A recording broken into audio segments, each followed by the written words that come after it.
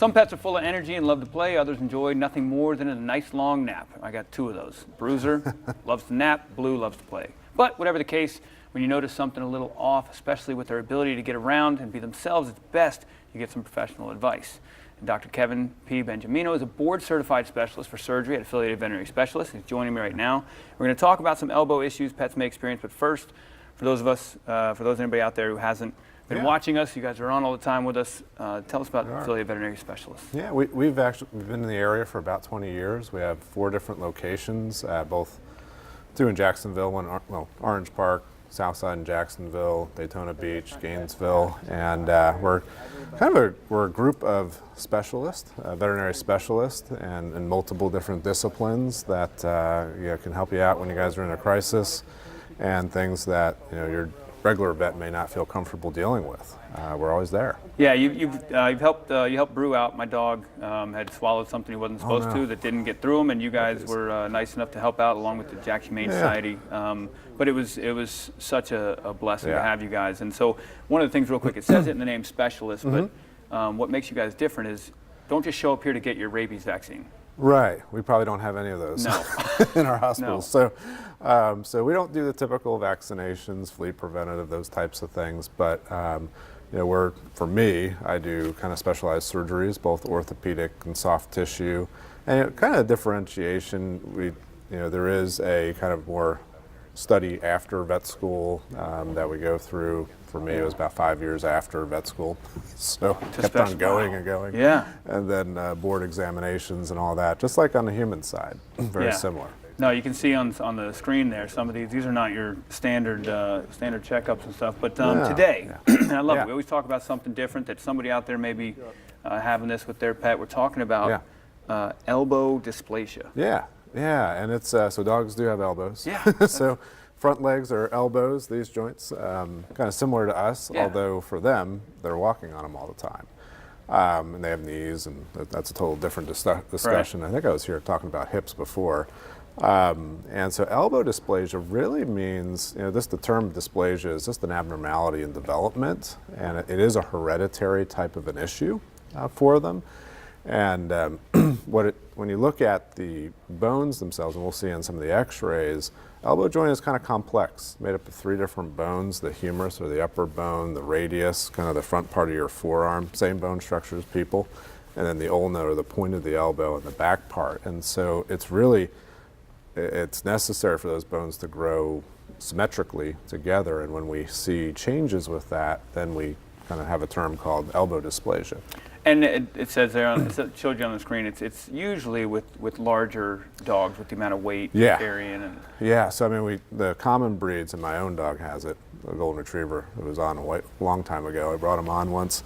So your golden retrievers, your Labradors, some of the other hunting breeds. So it's usually going to be the bigger dogs, although we do see it from time to time on the small guys too. So let's talk about anybody out there. What are the signs that a pet owner should be looking for?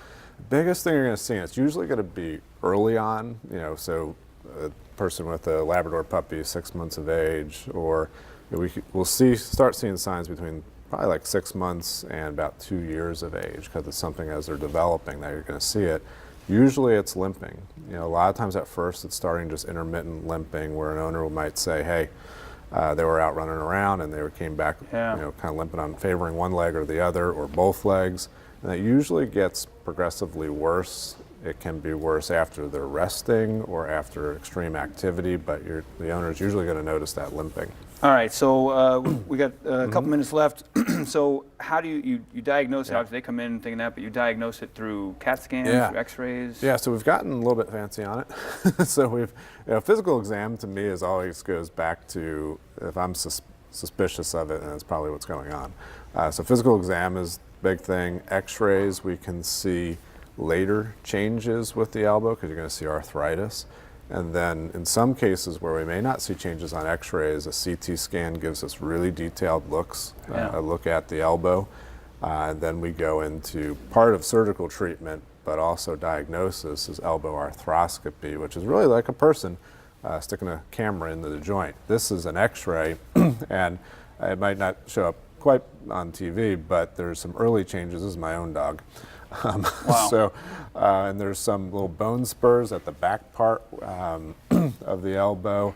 And the bottom arrow is pointing to where there should be a little point that's normal where it's lacking. And so this is early changes. This was at 6 months of age. That's early. And then so you've diagnosed it, and then we've got a little time left as far as the treatment. Yeah. So these are treatable. That's what I want to get out there to people. It's treatable, right? It's treatable, but I tell owners, because it's hereditary and progressive, we never give them a normal elbow. And so it's always going to be a lifelong of some type of therapy.